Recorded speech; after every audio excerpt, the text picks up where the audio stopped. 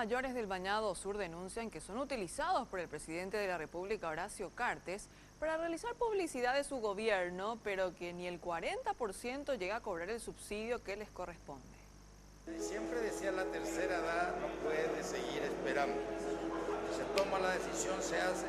Acá nace otra vez un proyecto de que la tercera edad empieza a tener una dignidad que se merece. Van a haber discusiones, estoy seguro. Es demasiado chuchi para ellos, no, señores. Ellos tienen que tener todo lo que querríamos para nosotros, para la gente que más queremos.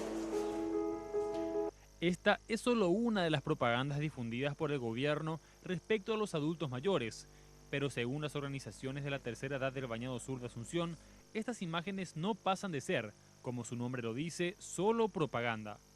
O cobra pamas y cuenta y por hoy cortemea, y no es cierto.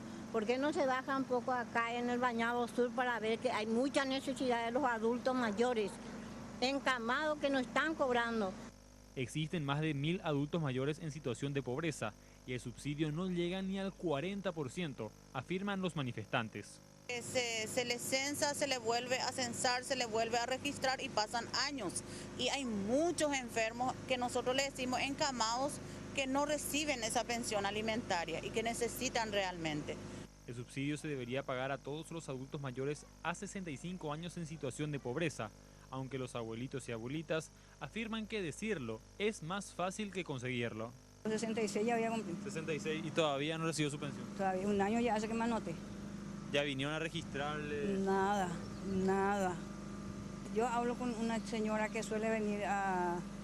Me dice que todavía la hacienda todavía no liberó. Nada dice. No hay nada, ñatota, no hay nada, me dice.